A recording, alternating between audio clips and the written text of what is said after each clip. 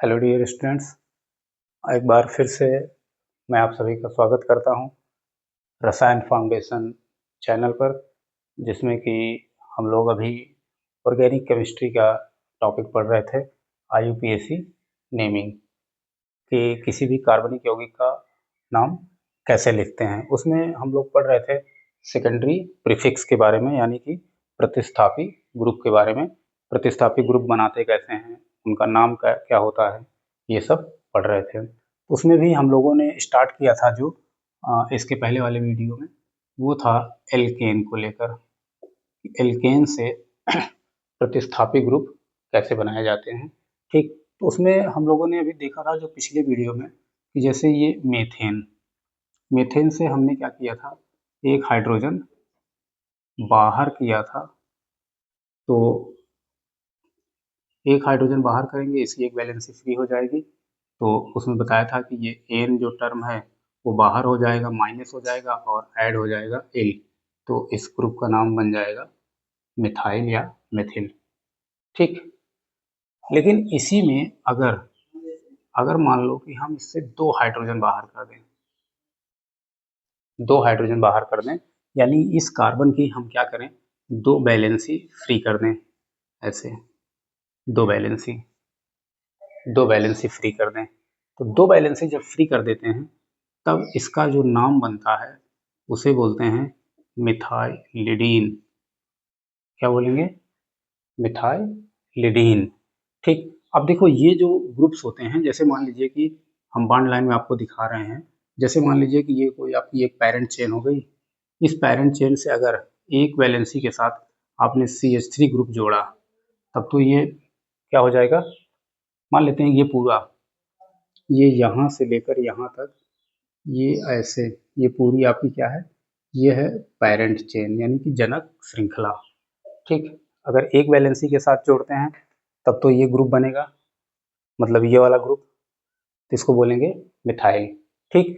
लेकिन यहाँ पे देखेंगे इस कार्बन पर, ये वाला जो कार्बन है, ऐसे इस कार्बन पर दो हाइड्रोजन है, ये दोनों हाइड्रोजन हटा के मान लीजिए आपने ऐसे जोड़ दिया कोई इस तरीके का ग्रुप। अब इस तरीके का ग्रुप डबल बॉन्ड से अगर CH2 कनेक्ट हो जाए और इसका साइड चेन यानी प्रतिस्थापी के रूप में अगर इसका नाम बनाना हो ना, प्रतिस्थापी के रूप में इसका नाम बनाना हो, तो इसका नाम बनेगा मिथाइलिडीन। अब ये जो मिथाइलिडीन है, इसके लिए एक और नाम यूज किया जाता है जिसको बोलते हैं मिथाइलीन। मिथाइलीन, अगर मिथाइलिडीन लिखा हुआ है तो भी चलेगा, मिथिलीन मिथिलीन लिखा हुआ है तब भी दोनों सही हैं, ठीक है। और इसी में अगर मान लीजिए कि यहाँ से हम तीन हाइड्रोजन बाहर कर दें, इसके पास चार हाइड्रोजन है कुल, अगर तीन हाइड्रोजन बाहर कर दें तो स्ट्रक्चर ये बनेगा, इससे ये तीन वैलेंसी इस तरीके से फ्री हो जाएगी, कार्बन की तीन वैलेंसी फ्री होगी। तो इसको हम यहाँ से क्या कर सकते हैं, इस कार्बन से ऐसे ट्रिपल बॉन्ड से इस ग्रुप को हम ऐसे जोड़ सकते हैं। लेकिन देखो जब तीन वैलेंसी फ्री कर देंगे तो नाम जो बनेगा, नाम इसका होगा मिथाइलिडाइन। मिथाइलिडाइन, दोनों में देखो डिफरेंस क्या है, खाली यहाँ पे ई लगा है इन, और यहाँ पे आइन। वो चूंकि डबल बॉन्ड से फ्री हो रहा है तो इसलिए इन, ट्रिपल बॉन्ड फ्री हो रहा है तो इसको आइन, मिथाइलिडाइन। लेकिन इसके साथ समस्या क्या है, जैसे अगर आप इसको प्रतिस्थापी के रूप में किसी जनक श्रृंखला पर अगर जोड़ेंगे ना, तो ये प्रतिस्थापी के रूप में जैसे इसको जोड़ेंगे तो ये वाला कार्बन देखिए, तीन बॉन्ड तो इसके साथ हो गया, एक बॉन्ड इधर इसके साथ हो गया, एक बॉन्ड इधर ऐसे बना रखा है, मतलब ये कार्बन क्या हो गया, कार्बन पेंटावैलेंट हो जाता है, मतलब कार्बन की वैलेंसी चार से ज़्यादा हो जाएगी। कार्बन यहाँ पे देखेंगे तो ये वाला अब इस कंडीशन में पांच बॉन्ड बना रहा है, पांच बॉन्ड कार्बन पे पॉसिबल नहीं है। तो इसका मतलब नाम तो यही बनेगा अगर इस तरीके से, लेकिन इसको हम लोग प्रतिस्थापी के रूप में कहीं यूज नहीं करते हैं, प्रतिस्थापी के रूप में यूज नहीं करेंगे। लेकिन अगर कभी मान लो ऐसे पूछ लिया गया कि एक वैलेंसी फ्री करते हैं तो मिथिल नाम बनता है, दो वैलेंसी फ्री करेंगे तो मिथाइलिडीन बनता है, या फिर मिथिलीन बनता है, तीन वैलेंसी फ्री कर देंगे तो नाम क्या बनेगा, तो नाम आप बता सकते हैं इस तरीके से, नाम ये बन जाएगा। लेकिन इसको प्रतिस्थापी के रूप में यूज नहीं करते किया जाता, कारण है जिस कार्बन से जोड़ोगे इसे वो कार्बन क्या हो जाएगा, पेंटावैलेंट। वो कार्बन 5 बॉन्ड बनाने लगेगा, जो कि पॉसिबल नहीं है। ठीक, और इसी में हम लोगों ने एक दूसरा स्ट्रक्चर देखा था एथेन का केस कि CH3 यहाँ से जब हमने एक हाइड्रोजन, जब ये नाम क्या था इसका, एथेन नाम, उम्मीद है इसका नाम आप जानते होंगे, ये अभी हाई स्कूल वगैरह में आप पढ़े होंगे, मेथेन एथेन ये सब पढ़ाया जाता है हाई स्कूल में। तो यहाँ से एक हाइड्रोजन जब बाहर करेंगे तो ये स्ट्रक्चर बनता है इस तरीके से, एक वैलेंसी फ्री होगी, एक वैलेंसी फ्री होगी, और इसी फ्री वैलेंसी से यहाँ से जब इसको ऐसे एक बॉन्ड से CH2 और CH3 ऐसे जोड़ देंगे तो प्रतिस्थापी के रूप में उस ग्रुप का नाम क्या बन जाएगा, इथाइल। एथेन से क्या बन गया, इथाइल। पिछली वीडियो में ये सब देख चुके थे। हाँ, बस ये वाला रह गया था, इसमें अगर मान लो 2 हाइड्रोजन बाहर कर दें, यहाँ से 2 हाइड्रोजन अगर बाहर कर दें, तब इसका नाम CH3 CH, यहाँ से 2 वैलेंसी फ्री कर दें। तो जैसे यहाँ पे था मेथिल से 2 वैलेंसी फ्री की तो मेथाइलिडीन बन गया, वैसे यहाँ पर भी एथिल से ये क्या हो जाएगा, इथाइलिडीन इसका नाम बन जाएगा, इथाइलिडीन ये नाम बन जाएगा। और ये जो है यहाँ पे ऐसे कनेक्ट होगा इस तरीके से, इस कार्बन से ऐसे डबल बॉन्ड से कनेक्टेड होगा, डबल बॉन्ड से कनेक्टेड होगा तो इस CH और CH3 इस ग्रुप का नाम क्या बनेगा, इथाइलिडीन। ठीक, तो एक कार्बन और 2 कार्बन पे ये काम हो चुका था पिछली क्लास में और पिछली उसमें वीडियो में। तो पिछली वीडियो में हम लोग 3 कार्बन पे ये सब पढ़ रहे थे, तो ये थोड़ा सा रह गया था, इसको अलग से नोट कर लीजिएगा, ये भी इम्पॉर्टेंट है। ठीक, 2 हाइड्रोजन पे ये मिथाइलिडीन या मिथिलीन इसका नाम बनता है, यहाँ से जब 2 हाइड्रोजन बाहर करेंगे तो इथाइलिडीन बन जाएगा। ठीक, तो आते हैं अपने पुराने उस पे, तीन कार्बन पे, 3 कार्बन पे जो हम लोग देख रहे थे,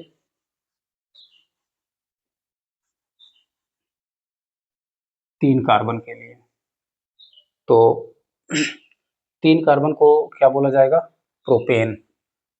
तो 3 कार्बन के लिए CH3 CH2 CH3 इसका नाम है प्रोपेन।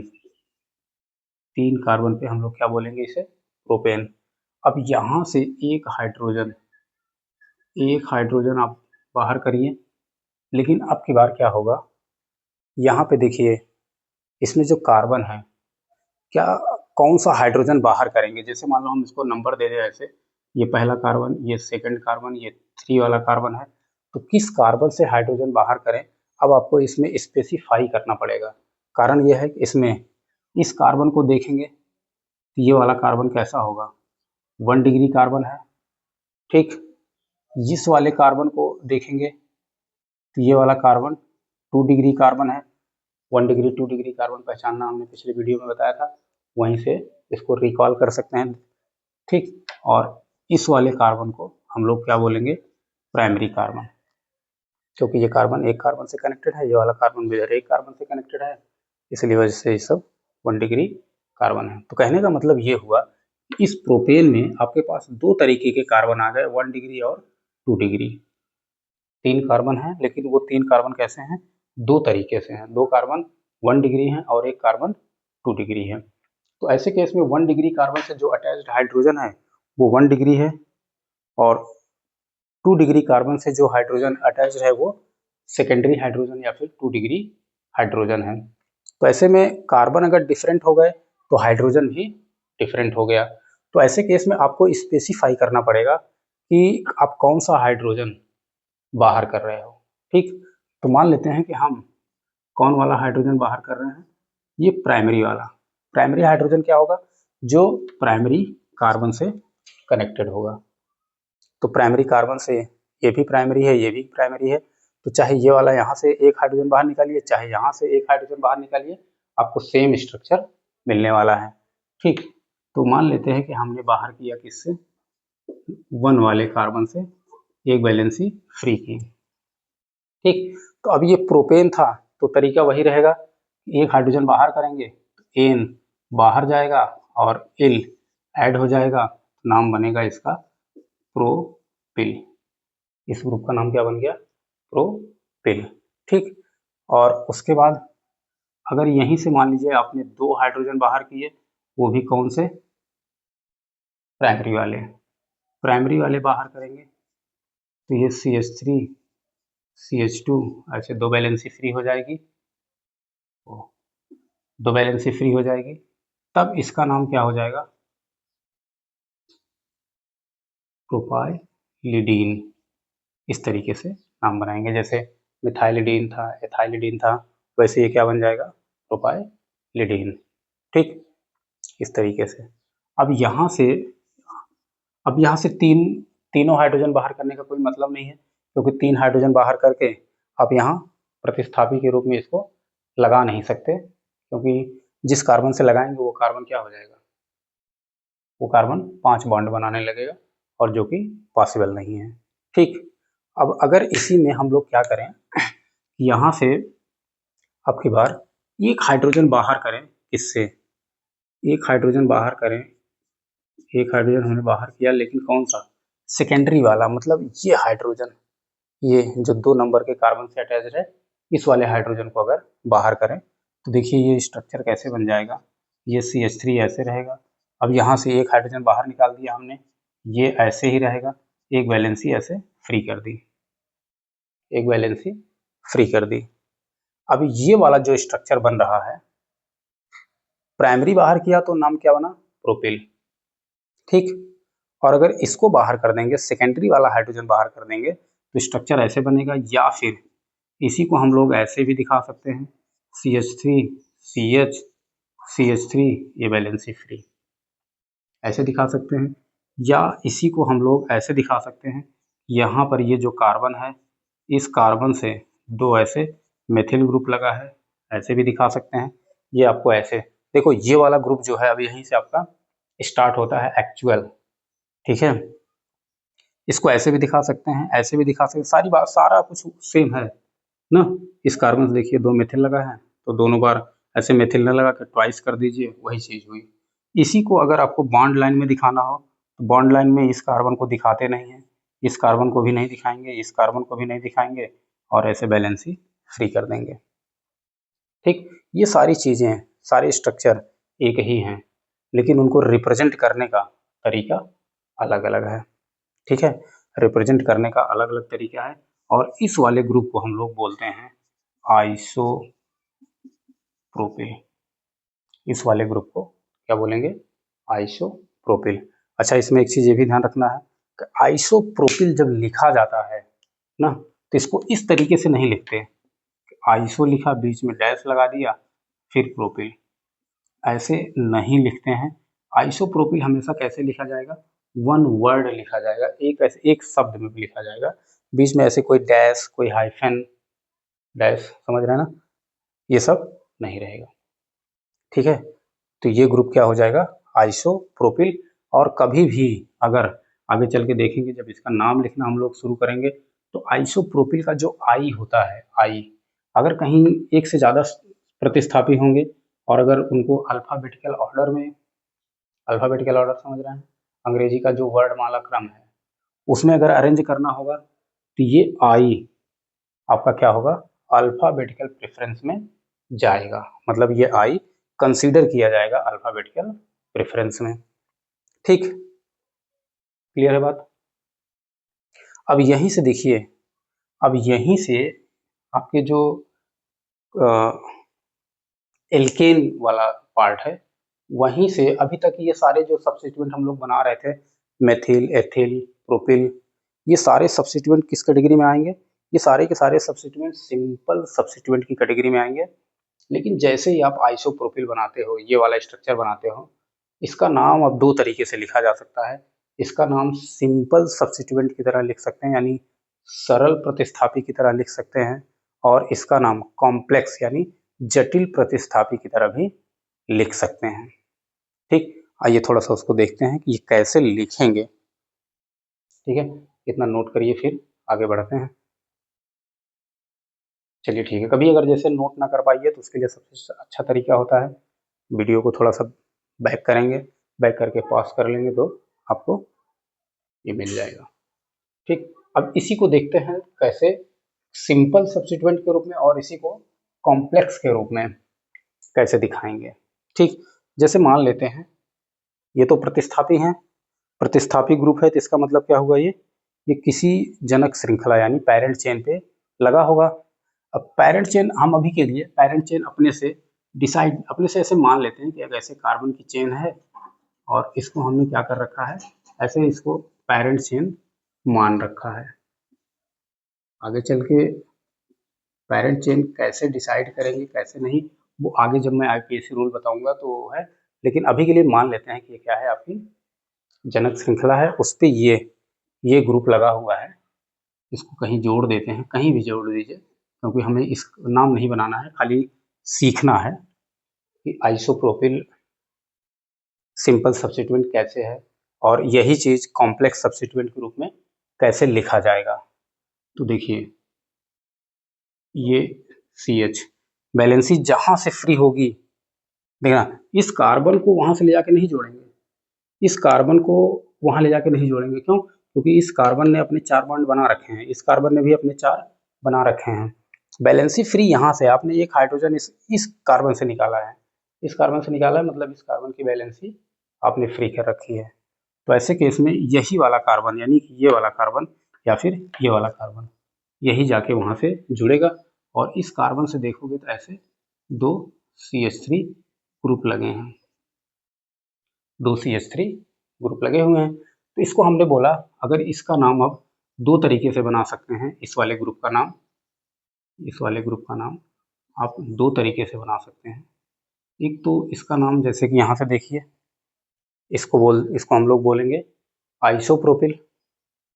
अगर इसका नाम आप बनाते हैं आइसोप्रोपिल, तब तो ये कैसा है, ये है एक सरल प्रतिस्थापी सरल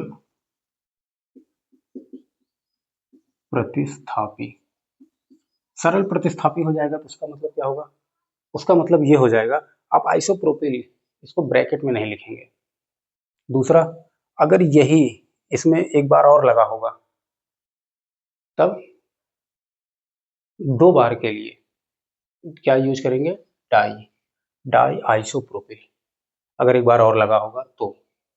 ठीक, अब इसी को देखिए, इसी को अगर आपको दिखाना हो कॉम्प्लेक्स सब्स्टिट्यूएंट के रूप में, तो मान लीजिए पैरेंट चेन से ये लगाया, इधर ये CH3 लगाया।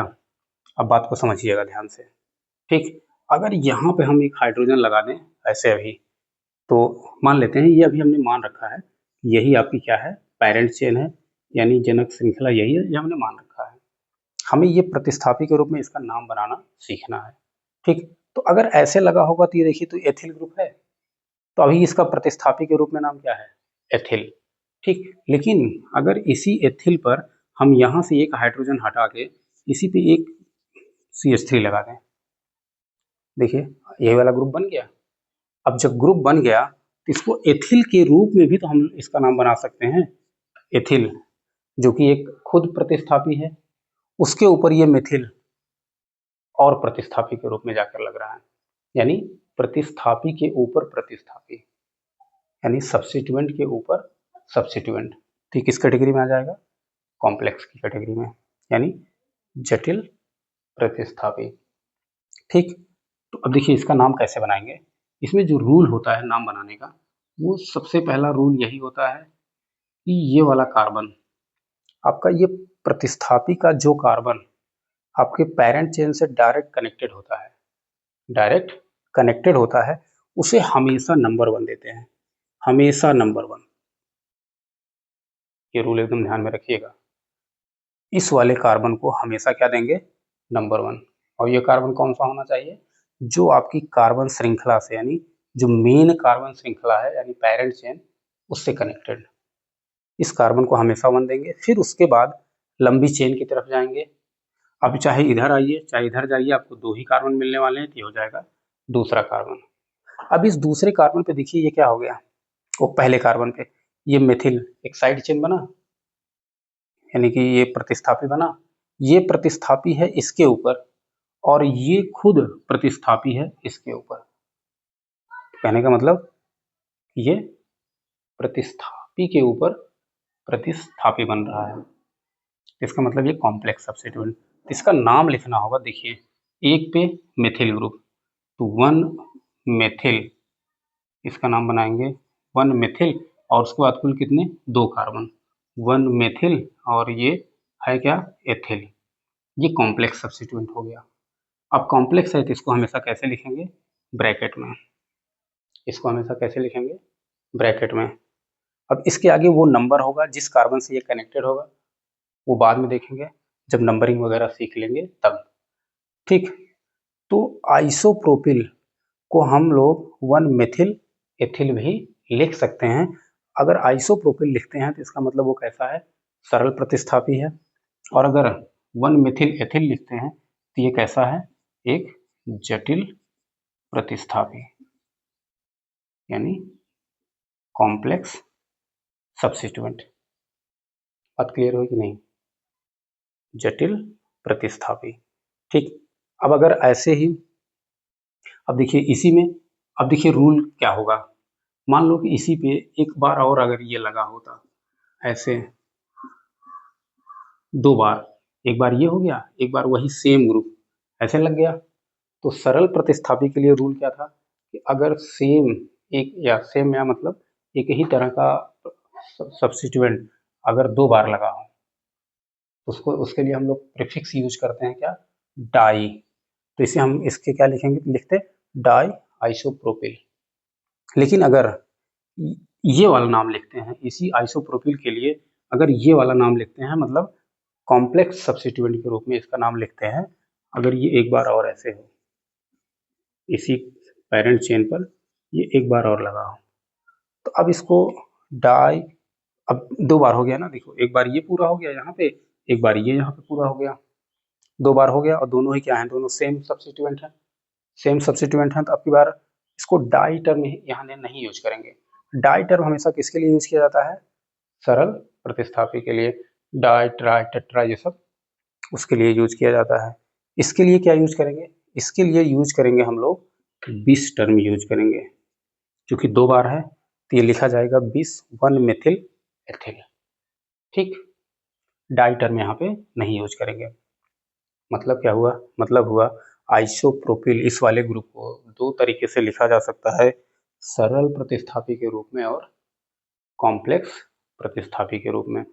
सरल के रूप में लिखेंगे तो सरल वाला रूल लगाएंगे, एक से ज़्यादा बार हो। सरल वाला रूल का मतलब इसको ब्रैकेट में नहीं लिखेंगे, कॉम्प्लेक्स वाला रूल लगाएंगे इसको ब्रैकेट में लिखेंगे।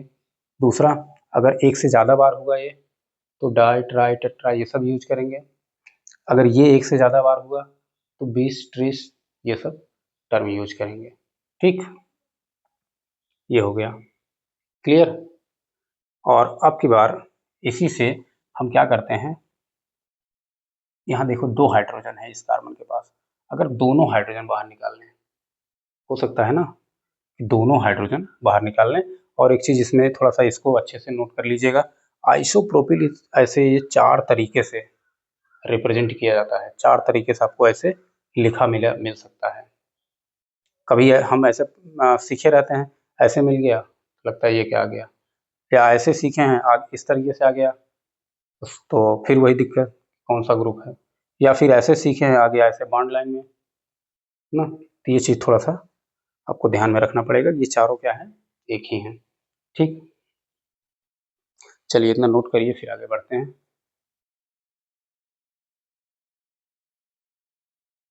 हो गया, चलिए ठीक है। अब यहाँ से इसका अगर हम दूसरा हाइड्रोजन भी अगर बाहर कर दें, अब इसको यहाँ से हम हटा रहे हैं क्योंकि नीचे जगह नहीं है, तो अगर ये सेकेंडरी वाला जो है दूसरा हाइड्रोजन भी बाहर कर लें, सेकेंडरी वाला ये दोनों हाइड्रोजन अगर बाहर कर लें, मतलब माइनस कर लें 2 हाइड्रोजन, कौन से, सेकेंडरी वाले, तो देखिए स्ट्रक्चर क्या बनेगा, CH3 CH3। इसके दोनों हाइड्रोजन बाहर करने का मतलब क्या होता है, बाहर करने का मतलब हुआ कि इसकी वैलेंसी ऐसे, ये 2 वैलेंसी इसकी फ्री हो गई, ऐसे 2 वैलेंसी। और इसी को हम लोग ऐसे भी लिख सकते हैं, CH3 CH3, और ये वैलेंसी ऐसे फ्री हो गई। ठीक, अब इस ग्रुप का अगर नाम बनाना होगा, एक वैलेंसी फ्री थी तो नाम क्या था, आइसोप्रोपिल।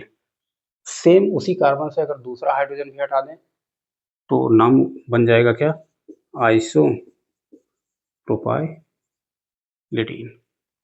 नाम क्या बन जाएगा, आइसोप्रोपाइलिडीन। ठीक, अगर इसको देखें पेरेंट चेन पर, तो ये पेरेंट चेन पे कुछ मान लो कि ये आपकी पेरेंट चेन है, तो ये जाके वहाँ पे ऐसे लगा होगा सी। अगर कहीं प्रतिस्थापी के रूप में ये ऐसे लगा हुआ है कोई ग्रुप इस तरीके से प्रतिस्थापी के रूप में, तो इतने का जो नाम बनेगा क्या होगा, आइसोप्रोपाइलिडीन। ठीक, तो ये तो हो गया 3 कार्बन की कहानी। और इसमें जो सबसे इंपॉर्टेंट है, 3 कार्बन पे आपको एक नाम क्या मिला, आइसोप्रोपिल। ठीक, और अब आते हैं 4 कार्बन पे। सबसे इंपॉर्टेंट इसमें ये 4 कार्बन की चेन है। ठीक, इसी को अच्छे से समझना है।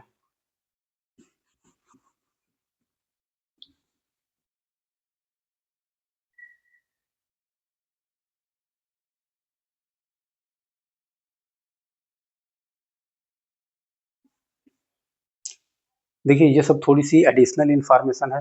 वो एडिशनल इन्फॉर्मेशन हम इसलिए दे रहे हैं ताकि जैसे अगर आप बोर्ड की तैयारी कर रहे हो तो ठीक है, बोर्ड का तो आराम से इसमें इंक्लूडेड है, बोर्ड का सिलेबस।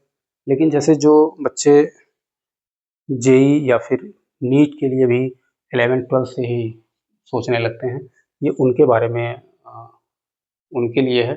थोड़ा सा अगर जानते रहेंगे तो आगे दिक्कत नहीं होगी, क्योंकि आगे यही सब है इसका जो है एक्सटेंशन। जैसे आप 11-12 में हो, अगर सोचते हो कि जेई का पेपर कैसे बनता होगा या नीट का पेपर कैसे बनता होगा, वहाँ से क्वेश्चन कैसे आते होंगे, तो कुछ नहीं है, बस उसी में जो आप पढ़ रहे होते हो, नॉर्मल हम लोग मेथिल एथिल प्रोपिल पढ़ते हैं, आगे बस उसी का थोड़ा सा एक्सटेंशन हो जाता है कि एक हाइड्रोजन की बजाय अगर 2 हाइड्रोजन हटा दें ना, तो उस ग्रुप का नाम कैसे बनेगा। ठीक है, तो इसलिए ये थोड़ा सा है। ऐसे अगर प्रॉपर इसको नोट्स बनाते हुए चलेंगे, ठीक, हर चीज़ को लिखते हुए चलेंगे, तो ये समझना आसान हो जाएगा।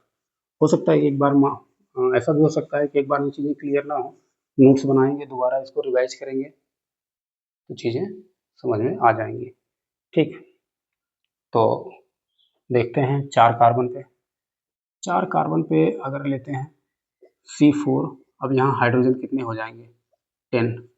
एल्केन पे हम लोग काम कर रहे हैं, तो एल्केन पे CnH2n+2 होता है फार्मूला। अगर n की वैल्यू 4 हो गई तो कार्बन 4 हो जाएगा, हाइड्रोजन लेकिन 10 हो जाएगा।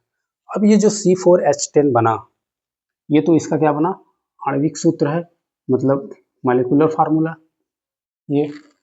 अब इससे जो है हम लोग इसका स्ट्रक्चरल फार्मूला इसमें 2 तरीके से बनाया जा सकता है। इसका स्ट्रक्चरल फार्मूला एक तो ऐसे बनेगा कि चारों कार्बन ऐसे एक लाइन में लगा दीजिए, एक तो ये तरीका है। एक दूसरा तरीका है कि 3 कार्बन को एक लाइन में लगा दीजिए, एक कार्बन ऐसे ब्रांच के रूप में लगा दीजिए। ठीक, तो 2 तरीके की पॉसिबिलिटी है कि इसका अगर कंप्लीट स्ट्रक्चरल बनाना हो या फिर कंडेंस्ड स्ट्रक्चरल बनाना हो या फिर बॉन्ड लाइन बनाना हो, तो आपको इस तरीके से C4H10 में 2 स्ट्रक्चर आपको मिलेंगे। जैसे इसके पहले था मेथिल एथिल और एथेन, इन सब में मेथेन एथेन प्रोपेन, उसमें क्या था, एक ही स्ट्रक्चर पॉसिबल था। लेकिन C4H10 में क्या है, इस तरीके से 2 स्ट्रक्चर पॉसिबल हैं। हम चारों कार्बन को क्या करें, ऐसे एक लाइन में लगा दें, या फिर 3 कार्बन को एक लाइन में लगा दें, एक कार्बन को ऐसे ब्रांच के रूप में या साइड चेन के रूप में लगा दें। तो एक एक करके देखते हैं, इससे फिर उसके बाद इससे। ठीक, तो पहले वहां से लेते हैं ये पहला वाला स्ट्रक्चर, उसके बाद देखेंगे ये दूसरा वाला स्ट्रक्चर। तो पहले वाले स्ट्रक्चर को अगर लेंगे इस तरीके से, 4 कार्बन हो गए। अब इसमें देखेंगे तो ये वाला कार्बन कैसा है, इधर एक कार्बन से कनेक्टेड है, तो ये वाला कार्बन प्राइमरी हो गया। इस कार्बन को देखिए, ये इधर एक कार्बन से, इधर एक कार्बन से, तो ये कैसा हो गया, सेकेंडरी। इस वाले कार्बन को देखिए, इधर एक कार्बन से, इधर एक कार्बन से, तो ये भी कैसा हो गया, सेकेंडरी। ये वाला कार्बन देखिए सिर्फ एक कार्बन से कनेक्टेड है, तो ये कैसा हो गया, प्राइमरी। अब इनको हाइड्रोजन दे देते हैं। तो हाइड्रोजन देखिए दिया कैसे जाता है कि किसी कार्बन को आप ज़्यादा से ज़्यादा कितने हाइड्रोजन दे सकते हैं। 4 कार्बन थे, चारों कार्बन आपने लगा दिए। अब हर कार्बन हम जानते हैं कि हर कार्बन 4 बॉन्ड बनाएगा ज़्यादा से ज़्यादा। ठीक, इस कार्बन को देखिए कितने बॉन्ड बना रखा है, इसने इसके साथ 1 बॉन्ड बना रखा है, इसका मतलब अभी ये 3 और बनाएगा तब इसका 4 कंप्लीट होगा। इसने देखिए 2 बना रखे हैं, एक इधर एक इधर, तो ये अभी 2 और बनाएगा। ठीक, और इस कार्बन को देखिए, इसने भी इधर एक 2 बना रखे हैं, तो ये 2 अभी और बनाएगा। इस कार्बन को देखिए, 1 बना रखा है, ये अभी 3 और बनाएगा। अच्छा, ये वाले जो हम बना रहे हैं, कार्बन जानते होंगे, कार्बन टेट्रावैलेंट होता है, 4 बॉन्ड बनाता है। 4 बॉन्ड बनाने का कार्बन के पास तरीका भी 4 होता है। एक तरीका ऐसे, एक तरीका ऐसे, एक तरीका ऐसे, एक तरीका ऐसे। चारों सिंगल बॉन्ड हो जाए, ठीक, या 2 सिंगल हो जाए, एक डबल हो जाए, या दोनों डबल हो जाए, या एक सिंगल एक ट्रिपल हो जाए। तो जो कार्बन 4 बॉन्ड बनाता है उसके पास तरीके कितने हुए? 4, और कोई पांचवा कोई तरीका नहीं है। इन्हीं 4 तरीके से कार्बन बॉन्ड बनाता है और लंबी लंबी चेन बना लेता है, 25 कार्बन, 50 कार्बन, 100 कार्बन, लेकिन बॉन्ड बनाने का तरीका यही 4 होगा। लेकिन यहाँ पर देखिए, हम जो नया बॉन्ड बना रहे हैं सब के सब, देखिए तो ये सब हम सिंगल बना रहे हैं, सब के सब सिंगल बना रहे हैं। क्या ऐसा नहीं कर सकते थे, कहीं कोई डबल या ट्रिपल बना देते?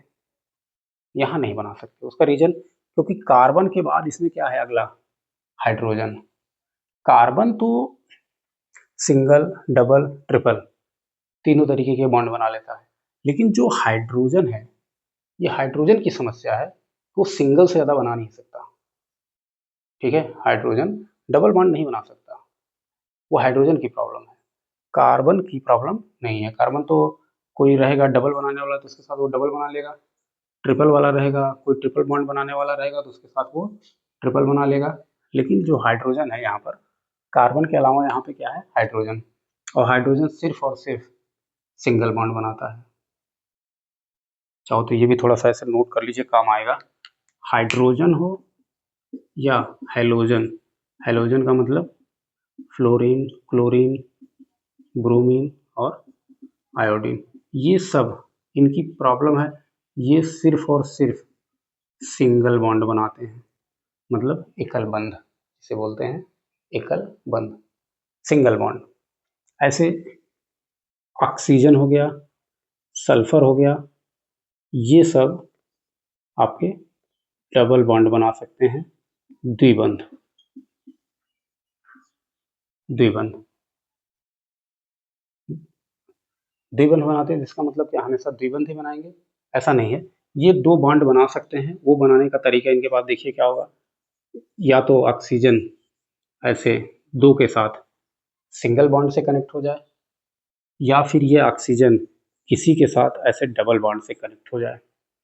ऑक्सीजन जब भी 2 बॉन्ड बनाएगा, चाहे वो दोनों सिंगल हो चाहे एक डबल हो, इसके ऊपर हमेशा ऐसे 2 लोन पेयर ऑफ इलेक्ट्रॉन रहेंगे। Lone pair, lone pair electron समझ रहे हैं? रासायनिक आबंध चैप्टर में पढ़ा होगा। लोन पेयर इलेक्ट्रॉन का मतलब एकाकी इलेक्ट्रॉन युग्म, एकाकी इलेक्ट्रॉन युग्म, या कह सकते हैं कि ऐसा इलेक्ट्रॉन, ऐसा वैलेंस इलेक्ट्रॉन जो बॉन्डिंग में नहीं गया है, जिसने बंध नहीं बनाया है ना, इसलिए इनको क्या बोलते हैं? Lone pair of electron. तो ऑक्सीजन 2 बॉन्ड बनाता है, उसके पास ये तरीका भी 2 रहेगा। ठीक, और अगला इसमें रहेगा नाइट्रोजन। नाइट्रोजन 3 बॉन्ड बना सकता है, 3 बॉन्ड, नाइट्रोजन 3 बॉन्ड बना सकता है। 3 बॉन्ड बनाएगा तो उसके पास तीनों बॉन्ड बनाने का तरीका भी 3 होगा। जैसे एक तो ये तीनों ऐसे सिंगल बना ले, एक तरीका है कि एक सिंगल कर ले, एक डबल कर ले, एक तरीका है कैसे, एक ट्रिपल बना ले। तो वो जब भी, चाहे ऐसे सिंगल बॉन्ड से किसी से कनेक्टेड हो, चाहे एक सिंगल एक डबल से कनेक्टेड हो, चाहे एक ट्रिपल से कनेक्टेड हो, जब भी कनेक्टेड होगा इसके ऊपर ऐसे एक, हमेशा एक लोन पेयर ऑफ इलेक्ट्रॉन बचा होगा। मतलब 2 इलेक्ट्रॉन इसके पास हमेशा ऐसे होंगे जो बॉन्डिंग में नहीं गए हैं। नाइट्रोजन जानते होंगे, इसके वैलेंस में 5 इलेक्ट्रॉन होते हैं। नाइट्रोजन के वैलेंस शेल में 5 इलेक्ट्रॉन होते हैं, 2 ये हो गए, तीसरा ये बॉन्डिंग में चला गया, तीसरा चौथा ये बॉन्डिंग में चला गया, पांचवा ये बॉन्डिंग में चला गया। ऐसे यहाँ से 1 इलेक्ट्रॉन बॉन्डिंग में चला आया, यहाँ से ऐसे 2 इलेक्ट्रॉन बॉन्डिंग में चले गए, यहाँ से ऐसे ये 3 बॉन्डिंग में चले गए, 2 बॉन्डिंग में नहीं गए हैं। तो वही यहाँ पे क्या बचते हैं, लोन पेयर ऑफ इलेक्ट्रॉन के रूप में। तो ये चाहो तो इससे थोड़ा सा अलग से नोट कर लो, तो इससे थोड़ा सा फायदा रहेगा। हाइड्रोजन हाइलोजन होगा तो हमेशा कैसा बनाएगा, सिंगल बॉन्ड। ऑक्सीजन सल्फर ये सिंगल और डबल दोनों बना सकते हैं, या 2 सिंगल बना लें या 1 डबल बना लें। नाइट्रोजन 3 बना सकता है बॉन्ड, 3 बनाएगा तो वो या तो तीनों सिंगल हो जाए, या 1 सिंगल 1 डबल या 1 ट्रिपल। ठीक, इस तरीके से ये सब बॉन्ड बनाते हैं। अब यहाँ पे हमें क्या है, कार्बन के साथ हाइड्रोजन जोड़ना है। कार्बन के साथ जब हाइड्रोजन जोड़ेंगे तो वो तो सिंगल ही बनाएगा, तो बचा हुआ जो इसकी वैलेंसी है वो हम लोग ऐसे कंप्लीट करेंगे इस तरीके से। अब देखिए इसमें फिर से वहीं चलते हैं। देखिए आपने क्या दिखाया है, इसमें जितने एटम थे सब दिखा दिए, सबके बीच का बॉन्ड दिखा दिया।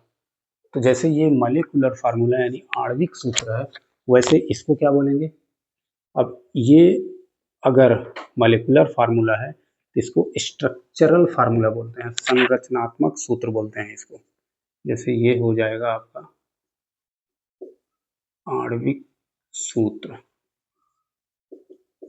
तो ये क्या हो जाएगा, संरचनात्मक सूत्र। संरचनात्मक सूत्र का मतलब स्ट्रक्चरल फार्मूला। Structural formula. अब संरचनात्मक सूत्र भी 3 तरीके से बनाए जा सकते हैं, तो उसमें से एक तरीका ये है। अब इस तरीके को क्या बोलेंगे, इस तरीकों को बोलते हैं complete structural formula. Complete structural formula यानी पूर्ण संरचनात्मक सूत्र। पूर्ण संरचनात्मक सूत्र का मतलब क्या है, आपको सभी एटम दिखाने हैं, सभी बॉन्ड दिखाने हैं, कार्बन कार्बन के बीच भी और कार्बन हाइड्रोजन के बीच भी जितने एटम होंगे सब दिखाने हैं, सबके बीच का बॉन्ड भी दिखाना है। तब वो क्या बन जाएगा, एक ऐसा संरचनात्मक सूत्र जिसे क्या बोलेंगे, कंप्लीट स्ट्रक्चरल फार्मूला।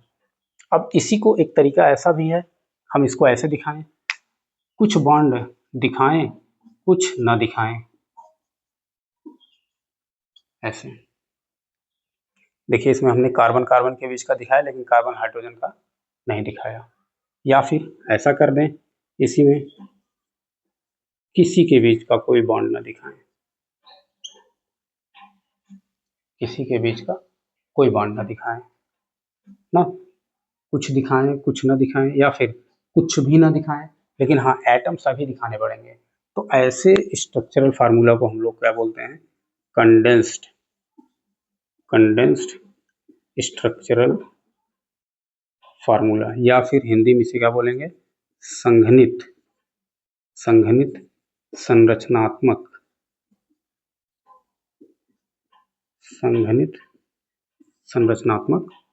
सूत्र बोलेंगे इसे। ठीक, पिछली वीडियो में बताया था, ये वाला जब फार्मूला बनाते हैं सभी एटम दिखाएंगे, सभी बॉन्ड दिखाएंगे, संघनित संरचनात्मक सूत्र बनाएंगे तो एटम तो सभी दिखाएंगे लेकिन कुछ बॉन्ड दिखा भी सकते हैं और कुछ बॉन्ड नहीं भी दिखा सकते हैं, या फिर कोई बॉन्ड ना दिखाएं, जैसे इस वाले में कहीं कोई बॉन्ड नहीं दिखाया गया है। ठीक, और तीसरा एक तरीका होगा संरचनात्मक सूत्र बनाने का, जिसे क्या बोलेंगे, बॉन्ड लाइन नोटेशन, या फिर बॉन्ड लाइन स्ट्रक्चरल फार्मूला, यानी आबंध या फिर बंध रेखा संरचनात्मक सूत्र, बंध रेखा संरचनात्मक सूत्र। उसके लिए क्या करेंगे, जितने कार्बन हैं उतने डॉट बना लेंगे, जितने भी कार्बन हैं उतने क्या करेंगे, डॉट बना लेंगे। और वो भी डॉट कैसे बनाएंगे, जिग जैग मैनर में बनाएंगे। तीसरा और ये चौथा, कुल 4 कार्बन है, ऐसे 4 डॉट बना लिए। अब इन 4 डॉट को क्या करें, ऐसे कनेक्ट कर दें, 4 डॉट को कनेक्ट कर लें। ठीक, अब 4 डॉट को कनेक्ट कर लेंगे तो यही इसका क्या बन गया, इसके लिए ये बन गया, इसको बोलेंगे bond line structural formula, bond line structural formula, या हिंदी में क्या बोल सकते हैं इसे, बंध रेखा संरचनात्मक, बंध रेखा संरचनात्मक सूत्र। ठीक, तो इस तरीके से आप ये जो पहला वाला स्ट्रक्चर था उसको ऐसे 3 तरीके से रिप्रेजेंट कर सकते हैं। अब इसी में से हमें क्या करना है, जब इसे प्रतिस्थापी के रूप में यूज करेंगे तब देखिए इसका नाम वगैरह क्या बनेगा। ठीक, अब इसमें देखिए इस वाले में, अब इनका और इनका अगर नाम बनाना हो, ध्यान से देखना, ये अगर चारों कार्बन किसी में भी, अब 4 के बाद एक से ज़्यादा स्ट्रक्चरल फार्मूला पॉसिबल होता है, 3 तक एक ही स्ट्रक्चरल फार्मूला रहता है, 4 कार्बन से या उसके आगे से एक से ज़्यादा स्ट्रक्चरल फार्मूले पॉसिबल होते हैं। अब उसमें एक पॉसिबिलिटी होती है चारों कार्बन एक लाइन में लगा दो, अगर चारों एक लाइन में लगा देंगे तो अभी 4 कार्बन है, तो 4 कार्बन के लिए हमेशा हम लोग यूज करते हैं ब्यूटेन, यहाँ पर भी 4 कार्बन है तो इसके लिए भी यूज करेंगे ब्यूटेन, दोनों के लिए ब्यूटेन टर्म यूज करेंगे। लेकिन फिर दोनों में डिफरेंस कैसे करेंगे, कैसे जानेंगे कि चारों कार्बन एक लाइन में लगे हैं और इसमें 3 एक लाइन में लगे हैं, एक ब्रांच के रूप में है, तो उसके लिए इसमें इसके आगे ऐसे n लगा देते हैं। n का मतलब होता है नॉर्मल ब्यूटेन, n का मतलब क्या हो जाएगा, नॉर्मल ब्यूटेन। नॉर्मल ब्यूटेन का मतलब है, ब्यूट मतलब 4 कार्बन, n का मतलब सभी कार्बन के बीच सिंगल बॉन्ड, तो ब्यूट मतलब 4 कार्बन, 4 कार्बन चारों कैसे हैं, आगे नॉर्मल लगा हुआ है n, इसका मतलब ये चारों कार्बन कैसे हो गए, एक लाइन में लगे हैं। और यहाँ से इसमें देखेंगे तो पहला, ये दूसरा और तीसरा, जब भी दूसरे नंबर के कार्बन पे अगर मेथिल ग्रुप ब्रांच के रूप में हो, ध्यान से सुनिएगा, दूसरे नंबर के कार्बन पर अगर एक कार्बन की ब्रांच हो यानी मेथिल की ब्रांच हो, तब ऐसे ग्रुप को हम लोग इतने को बोलते हैं आइसो बोलेंगे, और उसके बाद कुल जितने कार्बन रहेंगे उसी से नाम बन जाएगा। कुल कार्बन 4 हैं तो आइसो ब्यूटेन, नॉर्मल ब्यूटेन और आइसो ब्यूटेन, ये 2 नाम बने। अब नॉर्मल ब्यूटेन इससे प्रतिस्थापी कैसे बनाएंगे, जो अपना टॉपिक है जो सीख रहे हैं हम लोग, आइए उसको देखते हैं। ठीक है, तो इसको नोट करिए, फिर आगे बढ़ते हैं इसमें।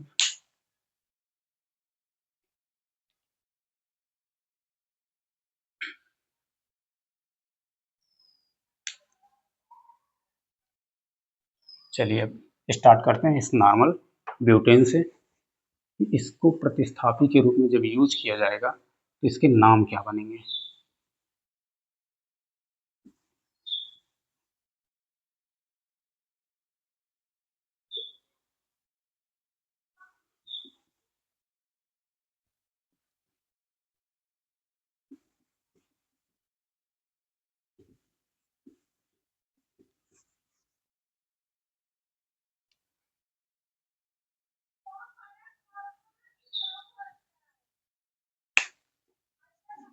पहला लेते हैं CH3 CH2 CH3।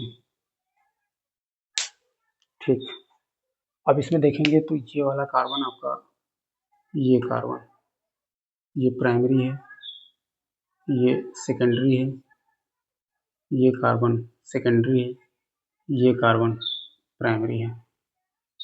तो प्राइमरी कार्बन है तो उससे अटैच्ड ये वाला हाइड्रोजन सेम है, तो कहीं से भी एक हाइड्रोजन बाहर निकाल सकते हैं।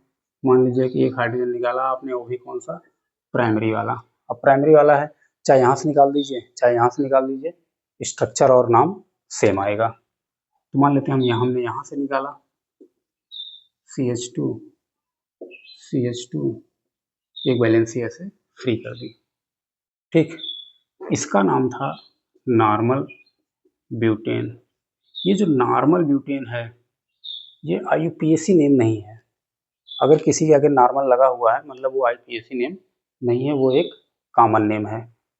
तो इसका जब IUPAC बनाएंगे, अभी इसको प्रतिस्थापी के रूप में यूज करेंगे, मतलब हम IUPAC नेम बनाने जा रहे हैं, तो प्रतिस्थापी के रूप में इसका नाम सिर्फ इतना हो जाएगा ब्यूटिल। IUPAC के रूप में ब्यूटिल नाम ये यूज होगा IUPAC के रूप में, और यही नाम नॉर्मल ब्यूटिल अगर लिखते हैं तब ये कॉमन नेम होगा, कॉमन नेम, कॉमन नेम। ठीक, नॉर्मल ब्यूटिल, अगर इसी ग्रुप को नॉर्मल ब्यूटिल बोलते हैं तब तो वो उसका कॉमन नेम है, और सिर्फ ब्यूटिल कहते हैं तो वो IUPAC नेम है।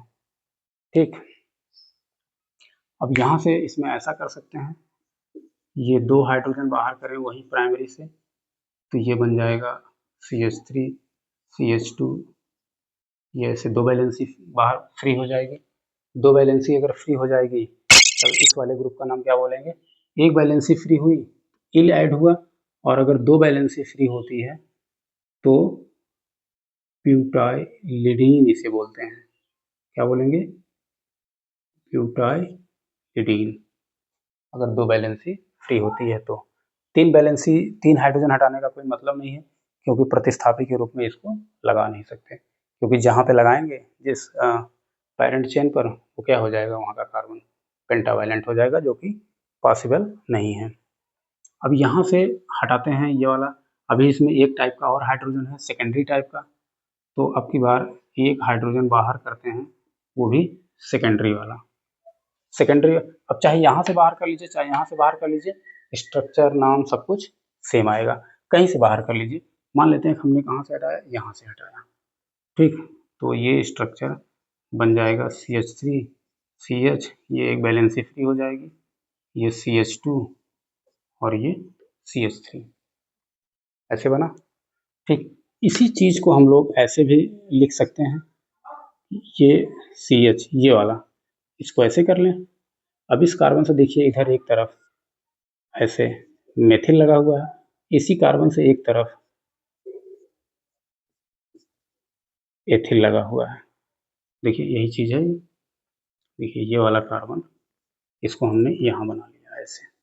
इसी कार्बन से देखिए एक तरफ ऐसे क्या मेथिल लगा है, इसी कार्बन से एक तरफ ऐसे CH2 CH3 लगा है, लगा दिया। ठीक, अब इस वाले कार्बन का नाम, इस वाले मतलब स्ट्रक्चर का नाम, अब इसको अगर बॉन्ड लाइन में दिखाना हो तो इसको कैसे दिखा सकते हैं, एक कार्बन ये इसका डॉट बना लिया, आगे ये कार्बन इसका डॉट बना लिया, फिर एक कार्बन ये वाला इसके लिए डॉट बना लिया, एक कार्बन ये वाला इसके लिए डॉट बना लिया, और सभी डॉट को क्या किया, ऐसे कनेक्ट कर दिया। कनेक्ट करने के बाद इस कार्बन से वैलेंसी एक फ्री है, ऐसे ये बन गया। ठीक, अब ये जो स्ट्रक्चर बन रहा है इसको बोला जाता है, इन तीनों एक ही हैं, इसको हम लोग बोलेंगे सेकेंडरी ब्यूटिल, सेकेंडरी ब्यूटिल इसको बोलते हैं। ठीक, सेकेंडरी ब्यूटिल में अब देखिए जैसे उधर आइसोप्रोपिल मिला हुआ था, तो आइसोप्रोपिल को हम लोग वन वर्ड लिखते हैं, बीच में कोई हाइफन कोई डैश ये सब नहीं लगाते, या कोई ऐसे लाइन नहीं बनाते हैं। लेकिन जब सेकेंडरी ब्यूटिल लिखा जाएगा तो ये वन वर्ड नहीं लिखा जाता, इसके और इसके बीच में हमेशा क्या होगा, एक ऐसे डैश लगा रहेगा। और इसमें अगर आगे चल के अल्फाबेटिकल प्रेफरेंस यानी वर्णमाला क्रम के अनुसार रखना होगा तो ये एस प्रेफरेंस में नहीं जाएगा, प्रेफरेंस में जाएगा क्या, ये बी।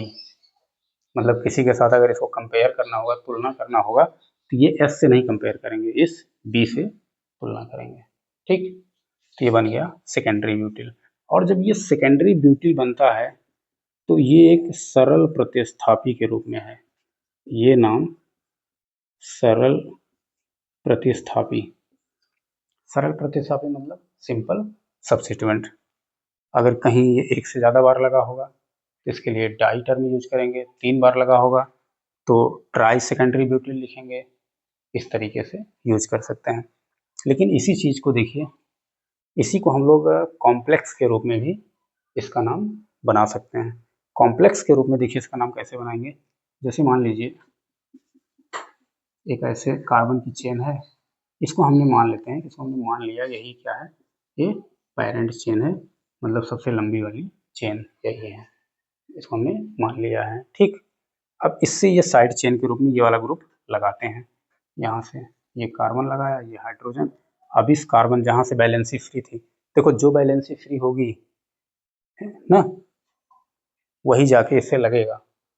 बाकियों के तो सबके तो 4 बॉन्ड कंप्लीट है ना, यही एक बॉन्ड इसका कंप्लीट नहीं है, तो उसी से जाके वो अगले पेरेंट चेन से जाके जुड़ेगा। ठीक, तो अब इससे देखिए एक तरफ ऐसे ये CH3 लगा है, एक तरफ ये CH2 और CH3 लगा है। अब इसका अगर कॉम्प्लेक्स के रूप में नाम बनाना होगा, कॉम्प्लेक्स के रूप में जब नाम बनाएंगे तो देखिए वो नाम बनाएंगे कैसे। सबसे पहला जो रूल है कॉम्प्लेक्स के रूप में जब नाम बनाना होता है, जो सबसे पहले रूल है कि जो कार्बन पेरेंट चेन के कार्बन से डायरेक्ट कनेक्टेड होता है उसे नंबर 1 दिया जाता है हमेशा। साइड चेन पे जब नाम बनाना होता है तो ये रूल चलता है। बाकी वो जब IPSC लिखेंगे तो वहाँ कोई नंबरिंग करने का अपना अलग तरीका है।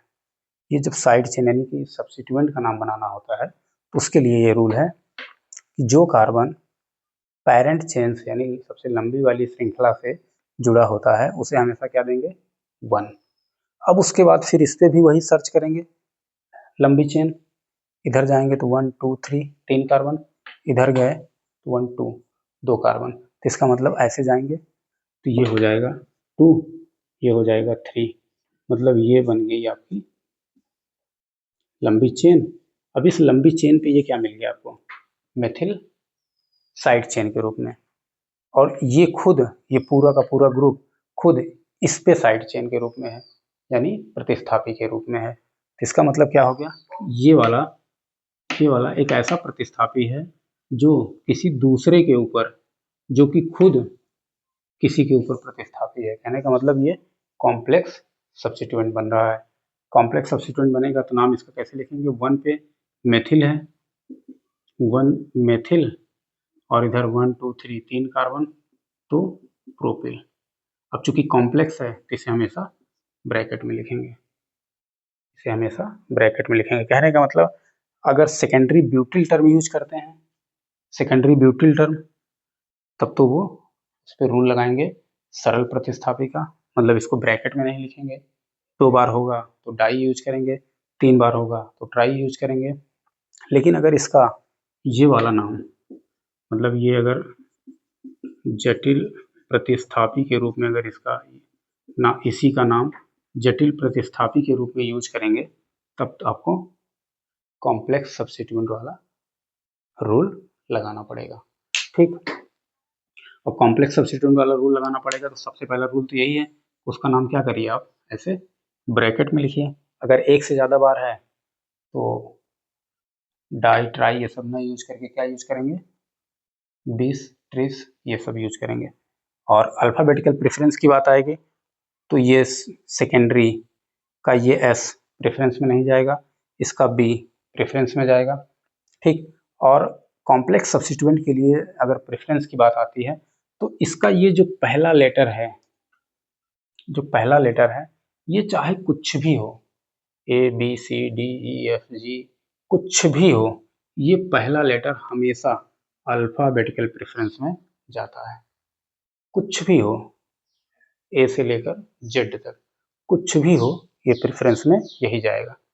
मतलब यहाँ अगर D होता तो वो जाता प्रेफरेंस में, यहाँ F होता तो वो जाता प्रेफरेंस में, मतलब कुछ भी होगा पहला लेटर कॉम्प्लेक्स सब्स्टिट्यूएंट का पहला लेटर हमेशा किस में जाएगा, अल्फ़ाबेटिकल प्रेफरेंस में जाएगा। ठीक, तो इस तरीके से जो नॉर्मल ब्यूटेन है उसको हम साइड चेन के रूप में इतने तरीके से लिख सकते हैं और उसका नाम बना सकते हैं। ठीक,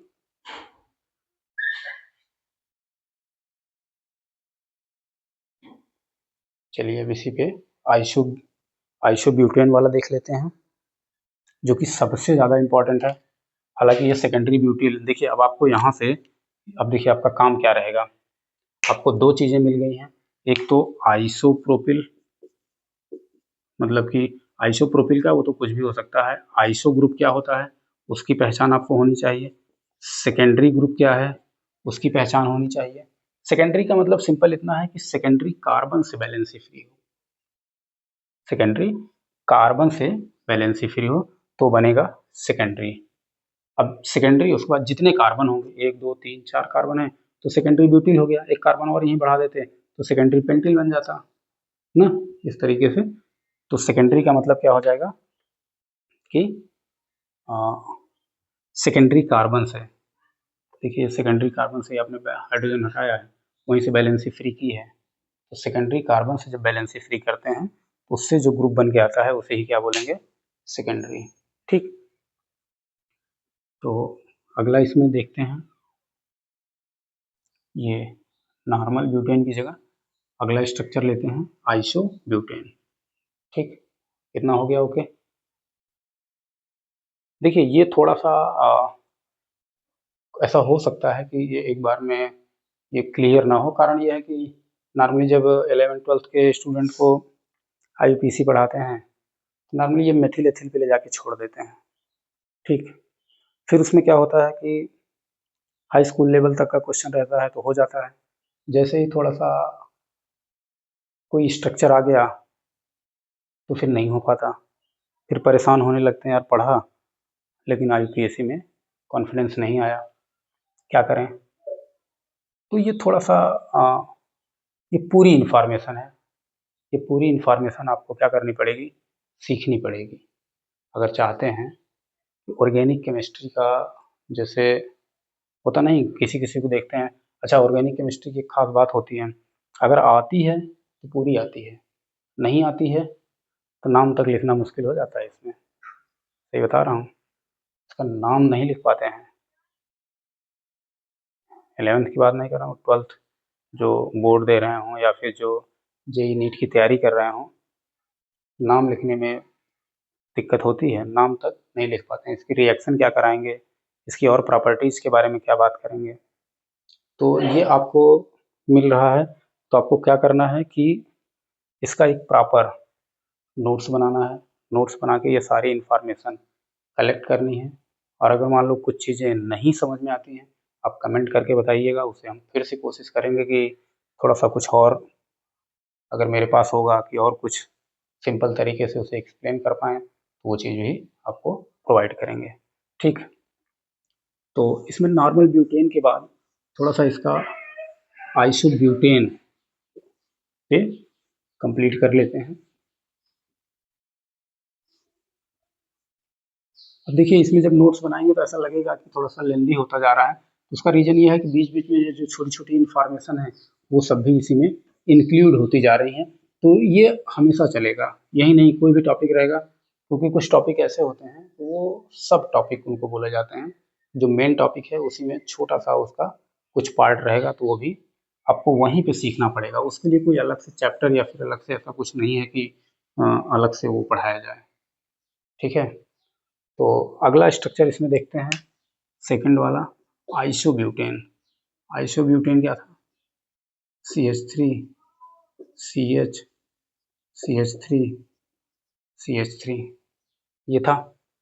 इसको देखिए, अब इसको आइसोब्यूटेन क्यों बोलते हैं, देखिए ध्यान से, अगर मान लो ये CH3 हटा दें, ये यहाँ से बैलेंस फ्री कर दें, तो ये इतना सेकंड नंबर पे मेथिल, तो ये इतना क्या है आपका आइसोप्रोपिल। अब इसी में क्या करें, एक कार्बन, अभी तो इतना पूरा तो आइसो है ना, यहाँ एक ऐसे CH3 और एक कार्बन और लगा दें तो अब कुल कार्बन कितने हो गए, 4। अब इसको क्या बोलेंगे, आइसो ब्यूटेन बोलेंगे। तो ये है आपका आइसो ब्यूटेन।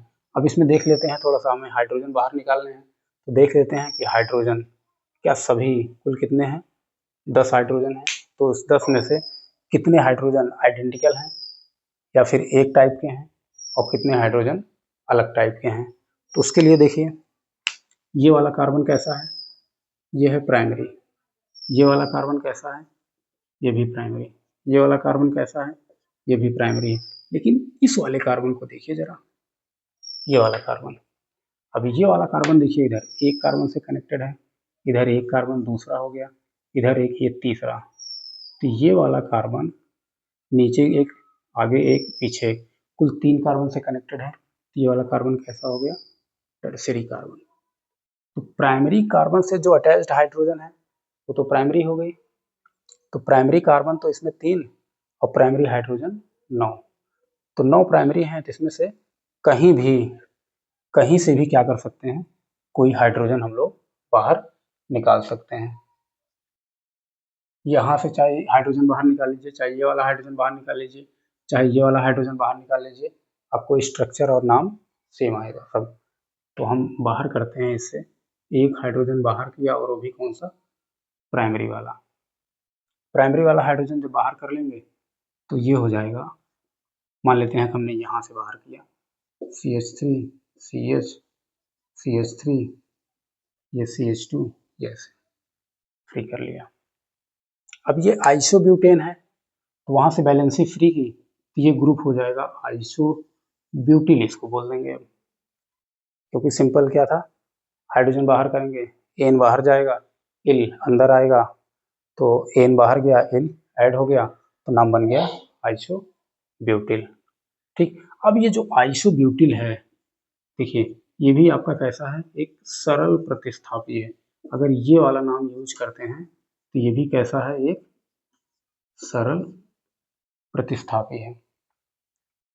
अब देखिए इसी को अगर कॉम्प्लेक्स के रूप में यूज करना हो तो कॉम्प्लेक्स के रूप में क्या बन जाएगा, ये मान लेते हैं कि एक ऐसे कोई पेरेंट चेन ले लेते हैं, ये पेरेंट चेन हमने ऐसे मान रखा है, इसी पे लगाते हैं इस ग्रुप को, इस ग्रुप को लगाएंगे तो जहाँ से बैलेंसी फ्री होगी वहीं से जाके ये पेरेंट चेन से कहीं से जुड़ेगा, तो इस पे ये CH2, इसके आगे देखिए ये वाला कार्बन है CH, अब इसी कार्बन से 2 और कार्बन लगे हैं ऐसे CH3 के रूप में, तो ये पूरा ग्रुप हो गया, ये यहाँ से ऐसे पेरेंट चेन के साथ ऐसे कनेक्टेड है। ठीक, अब इसका नाम अगर कॉम्प्लेक्स के रूप में बनाना होगा तो देखिए कैसे बनाएंगे, जो कार्बन पेरेंट चेन से डायरेक्ट कनेक्टेड है उसे हमेशा क्या देंगे, नंबर 1, उसे देंगे नंबर 1। फिर उसके बाद ये अगला कार्बन 2 हो जाएगा, इधर जाएं कि इधर जाएं, लंबी चेन की तरफ जाना होता है, इधर जाएंगे तब भी 3 कार्बन, इधर जाएंगे तब भी 3 कार्बन, तो किसी साइड चले जाइए 3 कार्बन, तो ये 3 कार्बन की इस पे ऐसे मेन चेन जैसा हो गया, ये उस पे क्या हो गया, साइड चेन। अब ये जो है प्रतिस्थापी है किस पे, इस पे, और ये खुद प्रतिस्थापी है किस पे, इस पे, तो मतलब यहाँ केस क्या बन रहा है कि प्रतिस्थापी के ऊपर प्रतिस्थापी लगा हुआ है, और ऐसा केस जब आता है तो ऐसे प्रतिस्थापी को हम लोग क्या बोलते हैं, कॉम्प्लेक्स सब्स्टिट्यूएंट या फिर जटिल प्रतिस्थापी। अब नाम बनाना होगा, देखिए नाम कैसे बनाएंगे, 2 पे मेथिल है तो वो लिख लेंगे 2 मेथिल, और 1 से बैलेंसी फ्री है तो इसको लिख लेंगे 2 मेथिल प्रोपिल, ये हो गया कॉम्प्लेक्स सब्स्टिट्यूएंट के रूप में नाम में, और इसको कर लेंगे ब्रैकेट में। सरल प्रतिस्थापी इसी ग्रुप का सरल प्रतिस्थापी के रूप में नाम क्या है, आइसोब्यूटिल, और इसी ग्रुप का कॉम्प्लेक्स यानी जटिल प्रतिस्थापी के रूप में नाम क्या हो गया, क्या हो गया, 2 मेथिल प्रोपिल।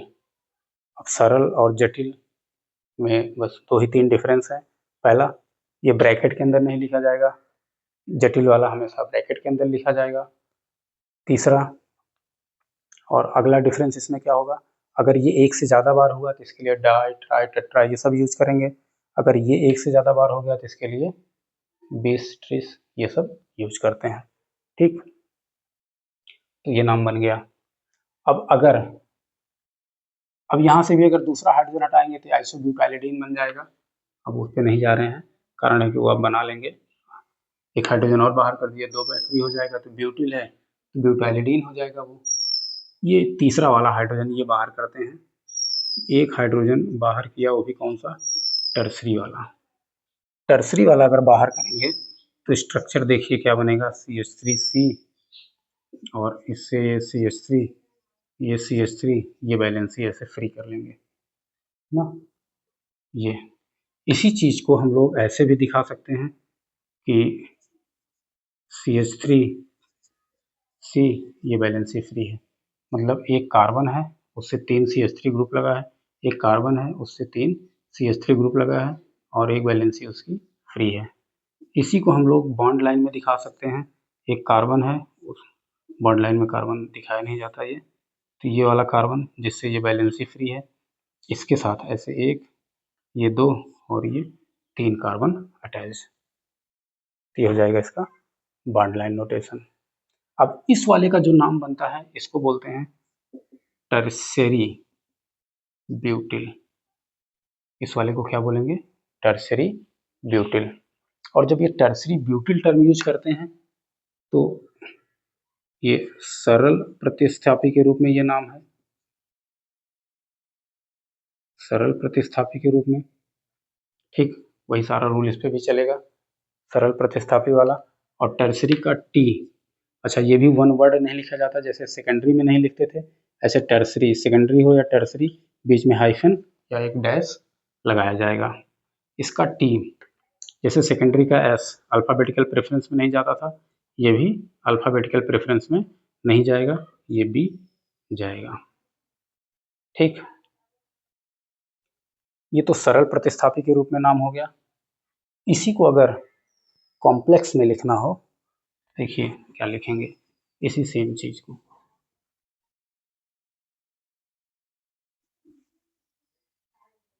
इसी को जैसे यहाँ से ये वाला कार्बन जिससे वैलेंसी फ्री है वहां जोड़ दिया, अब इसी कार्बन से ऐसे 3 और CH3 लगे हुए हैं, लगा दिया, ये है फ्री वैलेंसी जहाँ से वो पैरेंट चेन से कनेक्टेड था।